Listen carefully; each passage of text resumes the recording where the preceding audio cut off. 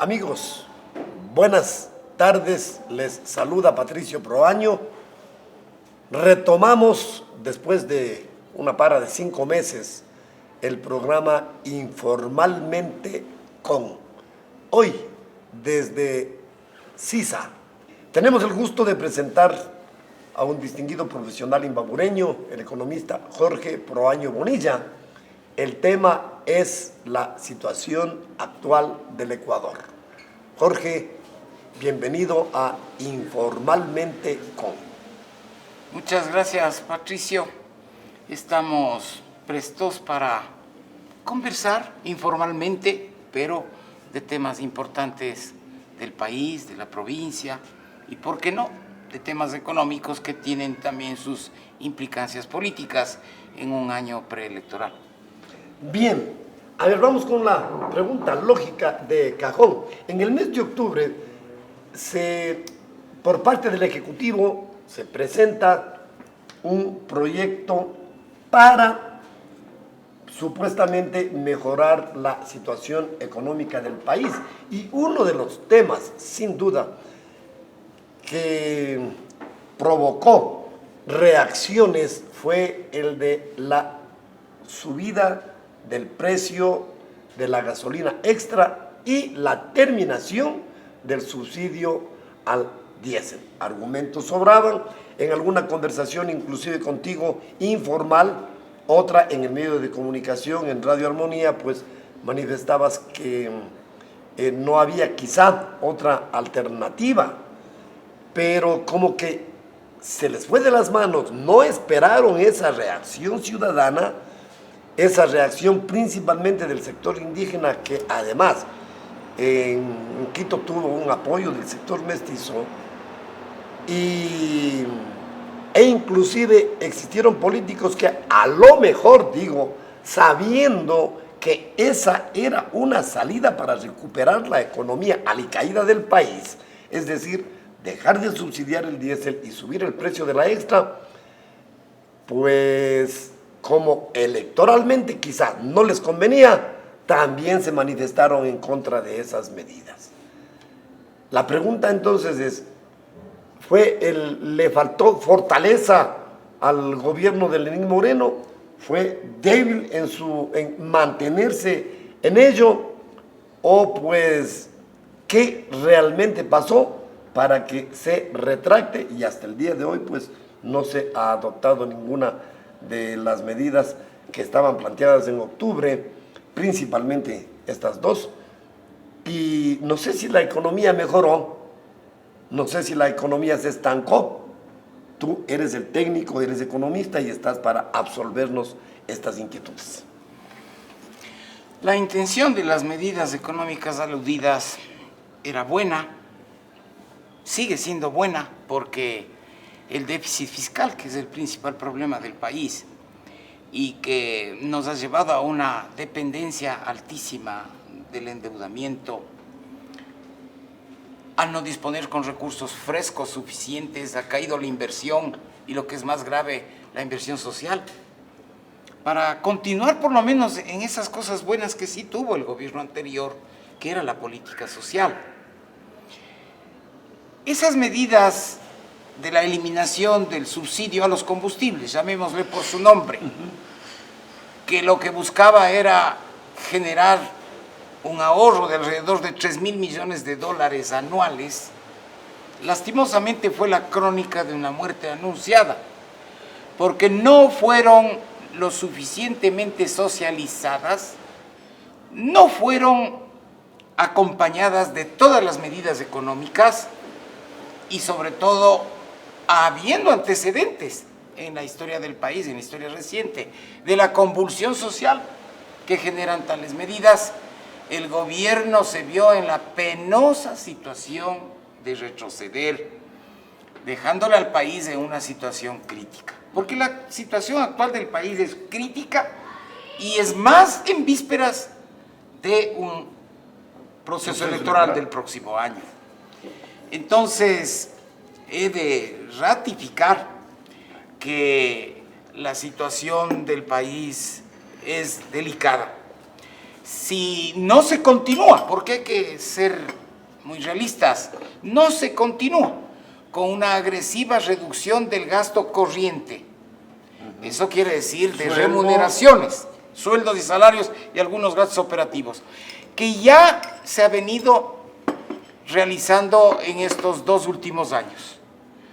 Las remuneraciones del sector público consolidado, según cifras del Banco Central, hasta diciembre del 2019, se ubicaban alrededor de 9.400 millones de dólares. Eso es prácticamente el 10% del Producto Interno Bruto. En estos 2 últimos años, repito, se ha reducido, pero tenemos que hablar de que si en el 2018 ese monto de pago de las remuneraciones, que es el gasto más fuerte, el gasto más lesivo en términos fiscales, no en términos sociales. Hablamos de magisterio, hablamos de policía, Fuerzas Armadas, sector de salud y ministerios, son los sueldos. Sí, de todo el sector público. Del sector público. Todo el sector público, eso es gobierno central, entidades adscritas, gobiernos seccionales, universidades, todo el sector público. En el año 2018 eso absorbía 10.200 millones de dólares. En el 2019 se redujo casi 1.000 millones, pero la meta debería ser en los próximos 2 años reducir por lo menos unos 1.500 millones de dólares más. Eso es duro porque significa que mucha gente que está en el sector público va a tener que abandonar, va a tener que salir, literalmente salir. Y hay que buscar los mecanismos para reabsorber esa mano de obra. ¿Eso no genera un problema social? Por supuesto, pero lamentablemente en economía, como lo hace un médico, cuando llega una persona con una peritonitis aguda, hay que operar, porque si no se opera, se infecta, le da una septicemia y se muere el paciente. Entonces, no queda más remedio que operar, porque se genera un mal menor frente a un mal gigantesco que sería la muerte. En el caso que estamos hablando, si no se reduce el gasto corriente, el gasto en remuneraciones del sector público, el problema que se viene, y no como en otras circunstancias de la economía que podía esperarse unos 5 o 6 años o quizás en el largo plazo, acá estamos hablando de que el país literalmente se va a quedar sin recursos para la inversión, que es lo que genera la riqueza, que es lo que genera la expansión de los servicios, y deberíamos hablar de los servicios sociales del Estado. Ahora bien, la reducción para nada tiene que atacar a remuneraciones del magisterio, de la salud, de las Fuerzas Armadas, de la policía, de la seguridad. Estamos hablando de un exceso de gente en el gobierno central, en ministerios. Bueno, todos hemos asistido. Por supuesto. Pero compromisos para pero no hay que hablar solamente de ciertos sueldos de asesores o, como alguien decía, que reduzcan los sueldos del Congreso, de los diputados. No, porque una golondrina no hace verano. Estamos hablando de una reducción contundente de los gastos corrientes. Pero decía, no tiene que afectarse sobre todo los proyectos sociales, porque lamentablemente no solo que se ha reducido el gasto para reducir el déficit en remuneraciones, también se ha sacrificado importantes gastos de inversión en infraestructura y sobre todo en todo lo que demanda el Estado para mantener toda esa red de proyectos sociales que en el anterior gobierno, que más allá de las tremendas críticas que se merece y que ha dado lugar, también hay que reconocer las cosas buenas. Toda la infraestructura de salud, de educación, que demanda funcionarios y técnicos. Eso no se puede despedir. Toda esa red de proyectos sociales para el cuidado de los niños, el cuidado de los ancianos. El bono de solidaridad, es un tema que hay que mantenerlo para quienes lo necesitan. Ese es el problema de fondo, Patricio. Bien, con el economista Jorge Proaño Bonilla. Pero, porque puede entenderse, según lo que acabas de manifestar, que la burocracia, el gasto corriente absorbe gran parte que provoca este desbalance en el presupuesto, pero también son deudas contraídas por anteriores administraciones, ¿o no? Por supuesto. Y actos de corrupción También, Por que lo supuesto, estamos pagando los pero ecuatorianos. analicemos en dos partes. Por Primero, favor. la necesidad del endeudamiento. Muchos han criticado al gobierno anterior, y yo me sumo porque lastimosamente se les fue la mano, para hacer la transformación en infraestructura, para montar todos los proyectos sociales, para que haya el país crecido. Me recuerdo el año 2011, que el país creció más del 15%. Se necesitaban importantes recursos. Y esos recursos no iban a provenir ni del BID ni del Banco Mundial, que como gran cosa le ofrecían al país en ese entonces 300 millones, 400 millones. Para si la inversión plata de bolsillo. Si la inversión que necesitaba el país bordeaba los 10.000 millones de dólares, entonces, lastimosamente, se llegó a generar una dependencia de las facilidades petroleras, de las operaciones con garantía del petróleo con China, con Taiwán, los créditos frescos de estos gobiernos, que por decir algo, China no tenía ningún empacho en desembolsar 5.000 millones de dólares, por ejemplo, para los proyectos hidroeléctricos, para los proyectos de riego. Veamos si en ese entonces el BID, el Banco Mundial, nos podía dar un crédito. Fíjate que ahora, para el plan de estabilización económica, para el corto y mediano plazo, le han ofrecido al gobierno de Lenín Moreno un régimen de desembolso que sumaría alrededor de 6.400 millones desde hace un año y medio, y tenemos más o menos 2 años más. 6.400 millones de dólares que se tienen que desembolsar en alrededor de 5 años, de los cuales, que yo conozca, se ha desembolsado alrededor de 1.200, 1.400 millones de dólares. Que tampoco el Fondo Monetario Internacional, que es el que avala, va a autorizar desembolsos de la banca de desarrollo o de la banca del BID, Banco Mundial, CAF, va a autorizar desembolsos sin la verificación previa de que se están haciendo bien los deberes. Llámese carta de intención, llámese elementales medidas para que el país cumpla lo que ofreció. ¿Cómo me Pero va a ajústese. pagar? Patricio, si en tu hogar tú tienes, pongo en números redondos, un sueldo de 100 y estás gastando 180, y tienes buenos amigos como Germán, como yo, y nos pides plata, bueno, al principio te prestamos y después sigues pidiendo plata y sabemos que no tienes de dónde pagar, lo mínimo que te vamos a decir tus amigos es: ya, mi hermano, te vamos a ir prestando plata, pero ¿de dónde nos vas a pagar?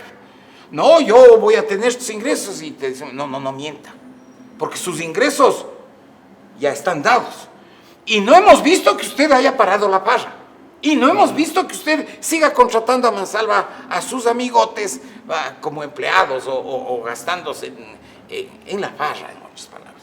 Porque hay que entender que el país recién, con la crisis durísima del mes de octubre, entendió que se acabó la fiesta.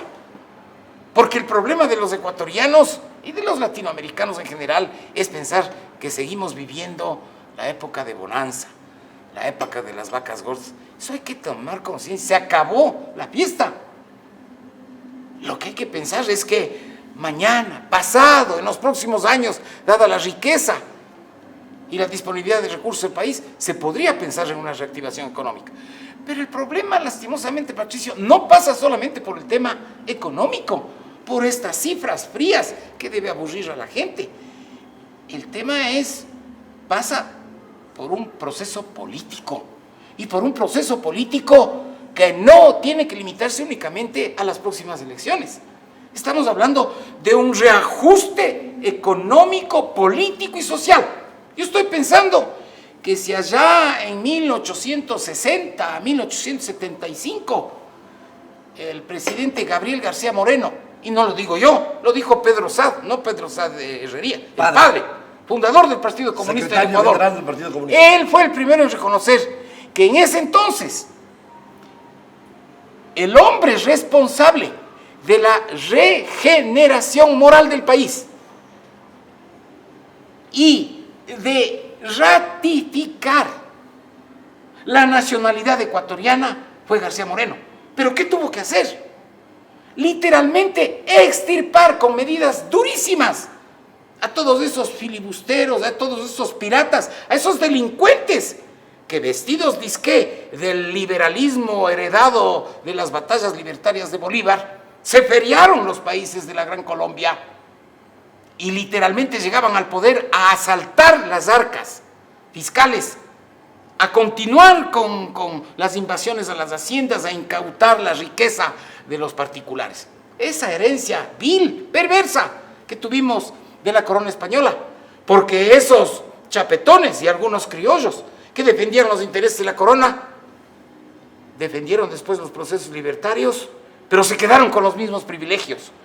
Y si hablamos de cambios revolucionarios... Último día de lo mismo y del último día del despotismo y primero de lo mismo. ¿No? Y si hablamos de verdaderas revoluciones, más allá de toda la inversión pública que hizo García Moreno en infraestructura, de todo lo que él pudo traer de Francia, de Inglaterra, donde estudió en la Sorbona de París, lo que hizo García Moreno, una verdadera revolución, por ejemplo, con el pueblo indígena del Ecuador. Fue el primero en reducir un impuesto perverso de 3 pesos duros gran colombinos que por nada y a cambio de nada gravaba a los indígenas. Y les redujo esos impuestos e impuso un régimen y un sistema de educación y de integración a la sociedad ecuatoriana. Por eso es que hago alusión a ese gobierno, porque este país no aguanta más.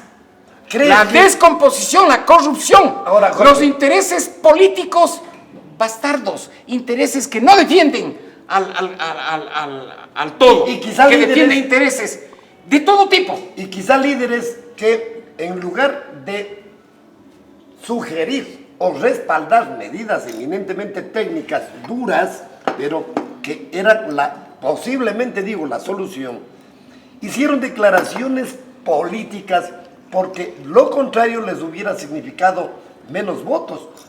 Por ejemplo, escuché pues declaraciones de que para qué impuestos si basta recaudar los más pesimistas dicen 35 mil millones de dólares de corrupción y otros hablan de 70 mil millones. Recuperemos eso y no necesitamos ni préstamos, lo cual a mí me parecía y me sigue pareciendo irresponsable. No se ha recaudado y ojalá me equivoque, no creo que se va a recaudar un centavo de la plata que se feriaron. Pero Lenín Moreno manejó bien la crisis, nos quedó debiendo como país, le faltó autoridad, le faltó liderazgo.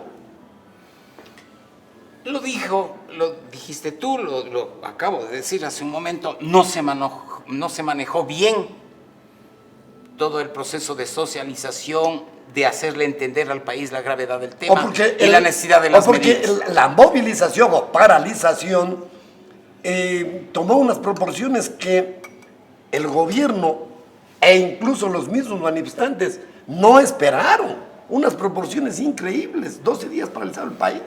Pero es que hay 3 aspectos. A ver, el primero, el golpe que sin duda iba a generar a ciertos sectores muy afectados, muy pobres de la comunidad. Y desde ese punto de vista había razón de protestar. También hubo intereses políticos muy claros del anterior gobierno, los correístas, que se introdujeron, se metieron en el movimiento indígena. También hubo una feria de manipulación de información. Por ejemplo, se decía que la amnistía tributaria ha condonado deudas al sector privado. Se hablaba de cifras. De 4 mil millones de dólares. Falso, de falsedad absoluta, porque ni ha concluido todas las etapas de la amnistía tributaria.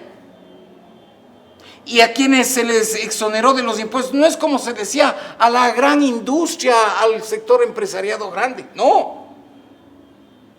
Se hizo la amnistía tributaria a empresas pequeñas y medias que materialmente no podían ya cumplir con las deudas. Pero entonces se manipuló mucho la información. El problema económico quedó intacto, pero vuelvo a repetir. ¿Quedó intacto quieres decir sin solución? Sin solución, porque el país no está creciendo. Porque tú puedes seguir viviendo. Ahora no se va uno preso por deudas, pero el país está endeudado y ya no tiene quien le preste el dinero. Y los esfuerzos que ha hecho no son suficientes como para que el propio Fondo Monetario Internacional continúe con ese programa de desembolso de 6.400 millones de dólares. ¿Cuál es la consecuencia? Recorte en los proyectos de inversión, recorte en los proyectos sociales, que es lo que más me preocupa. Se recortó el presupuesto para ciertas universidades también. Así es. Pero entonces, ¿qué es lo que pasa? Intacto el problema económico, intacto el problema político. Porque hoy todos estos sectores, que me disculpe y con mucho respeto a la comunidad que nos está escuchando, que pueden pensar que viene la reivindicación por la izquierda, por la derecha, por el centro, están equivocados. Aquí lo que hay es una búsqueda incesante de los beneficios propios. Por eso así hay un paralelismo con lo que ocurrió allá en 1860. Y hasta coincide, ¿no? ¿En qué se diferencia el país de entonces, cuyos líderes políticos o quienes tomaban el poder? Te hago acuerdo de personajes de ese entonces. Presidente Urbina, el presidente Robles, ese general Franco que atentaba a tiempo completo en Guayaquil para entregarle Guayaquil al Perú, o esos terratenientes de la sierra que negociaban con Cipriano Mosquera para que la nueva república que se proyectaba del Cauca al Cauca se una lo que era Imbabura, que era hasta el Carchi, hasta Pichincha y la provincia de León, entonces, que es la provincia de Cotopaxi. ¿En qué se diferencia cuando pululaban y aspiraban a llegar al poder para saquearle al poder? ¿Acaso las cifras de corrupción que estamos asistiendo, que estamos analizando, no nos da escalofrío? ¿Acaso si antes, por la vía de las armas, y decían entre comillas, por la revolución llegaban al poder? Así llegó Robles, así llegó Urbina, así llegó después Ignacio de Ventimilla, por las armas, y decían la revolución, a nombre de los pobres, a nombre de los indígenas. La revolución juliana. Mientras tanto, era única y exclusivamente los intereses de grupo de esos militarotes que se denominaban liberales. Antes en el los rojos de se decía. Estudios había el militarismo. Sí, pero el paralelismo. Para otro tema. Sí, que hemos de conversar. Para otro programa. Pero lo que estoy resaltando es, ¿en qué se diferencia esa gente a nivel nacional e internacional? Porque aquí quedaron toditos los venezolanos, colombianos, peruanos, ecuatorianos, que eran las huestes de Bolívar. Y se acostumbraron a vivir así, de las revueltas, del saqueo. ¿En qué se diferencia cuando vemos que hay inclusive la intromisión de personajes de nuestra América Latina en estos procesos revolucionarios, entre comillas, igual que en el siglo XVIII?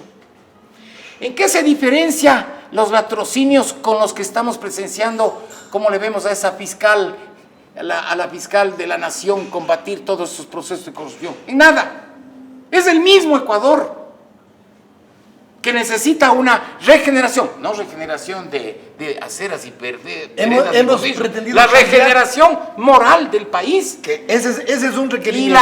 la refundación de la nacionalidad ecuatoriana. Este país, a mi juicio, qué pena que me haya contagiado un poco del pesimismo, Patricio, pero yo veo que este pobre país, de no adoptar medidas duras, durísimas en el campo político, en el campo económico y en el campo social, me temo que va hacia una especie de desintegración, un debilitamiento terrible de la nacionalidad ecuatoriana. Hay la posibilidad que se deje la solución real, práctica, beneficiaria para el país, beneficiosa para el país, al próximo gobierno, cualquiera que sea, y el año y un poco más que les queda, pasarse medio de agache con prestamientos por aquí y por acá, por un lado. En 4 minutos, por favor, te ruego que me respondas. Y por otro lado, ¿cuál es la diferencia en montos y en plazos, en intereses, entre un préstamo, por ejemplo, otorgado por la China, con los préstamos otorgados por el Fondo Monetario Internacional,